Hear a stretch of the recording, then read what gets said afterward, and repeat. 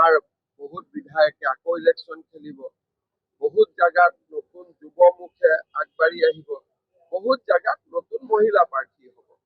এই বিষয়ে আমাক আৰু অলপ সময় লাগিব, লাহে লাহে প্ৰক্ৰিয়াবোৰ আৰম্ভ হৈছে। এইটোৱে ক'লো যে বিজেপিৰ প্ৰস্তুতি আপোনালোকে দেখিছে যে প্ৰতিটো দিনেই আমি ৰাইজৰ মাজত আছো, আৰু আমাৰ পাৰ্টিটো এনেকুৱা যে ৩৬৫ দিনে আমি নিৰ্বাচনৰ কাৰণে সাজু হৈ থাকোঁ। এনেকুৱা ধৰণৰ ইমান আপোনালোকে ভবাৰ দৰে পলিটিকেল পাৰ্টি কেলকুলেটৰ মাৰি নচলে। য'ত ভাল কেণ্ডিডেট পাই যাব গৰাকী থকাটো আমি বিচাৰো, কাৰণ তেতিয়া নেতৃত্ব আগবাঢ়ি আহে।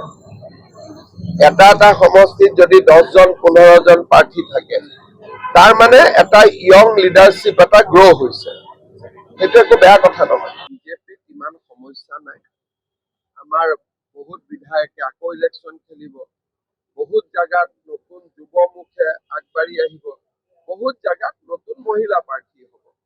এই বিষয়ে আমাক আৰু অলপ সময় লাগিব, লাহে লাহে প্ৰক্ৰিয়াবোৰ আৰম্ভ হৈছে। এইটোৱে ক'লো যে বিজেপিৰ প্ৰস্তুতি আপোনালোকে দেখিছে যে প্ৰতিটো দিনেই আমি ৰাইজৰ মাজত আছো, আৰু আমাৰ পাৰ্টিটো এনেকুৱা যে ৩৬৫ দিনে আমি নিৰ্বাচনৰ কাৰণে সাজু হৈ থাকোঁ। এনেকুৱা ধৰণৰ ইমান আপোনালোকে ভবাৰ দৰে পলিটিকেল পাৰ্টি কেলকুলেটৰ মাৰি নচলে। য'ত ভাল কেণ্ডিডেট পাই যাব গৰাকী থকাটো আমি বিচাৰো, কাৰণ তেতিয়া নেতৃত্ব আগবাঢ়ি আহে।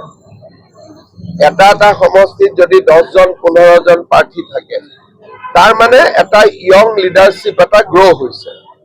সেইটো একো বেয়া কথা নহয়। বিজেপিত ইমান সমস্যা নাই। আমাৰ বহুত বিধায়কে আকৌ ইলেকশ্যন খেলিব, বহুত জাগাত নতুন যুৱমুখে আগবাঢ়ি আহিব, বহুত জাগাত নতুন মহিলা প্ৰাৰ্থী হ'ব। এই বিষয়ে আমাক আৰু অলপ সময় লাগিব, লাহে লাহে প্ৰক্ৰিয়াবোৰ আৰম্ভ হৈছে। এইটোৱে ক'লো যে বিজেপিৰ প্ৰস্তুতি আপোনালোকে দেখিছে যে প্ৰতিটো দিনেই আমি ৰাইজৰ মাজত আছো, আৰু আমাৰ পাৰ্টিটো এনেকুৱা যে ৩৬৫ দিনে আমি নিৰ্বাচনৰ কাৰণে সাজু হৈ থাকোঁ। এনেকুৱা ধৰণৰ ইমান আপোনালোকে ভবাৰ দৰে পলিটিকেল পাৰ্টি কেলকুলেটৰ মাৰি নচলে। য'ত ভাল কেণ্ডিডেট পাই যাব গৰাকী থকাটো আমি বিচাৰো, কাৰণ তেতিয়া নেতৃত্ব আগবাঢ়ি আহে।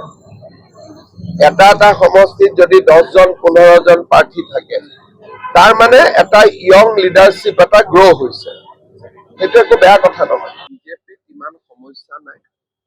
আমাৰ বহুত বিধায়কে আকৌ ইলেকশ্যন খেলিব, বহুত জাগাত নতুন যুৱমুখে আগবাঢ়ি আহিব, বহুত জাগাত নতুন মহিলা প্ৰাৰ্থী হ'ব।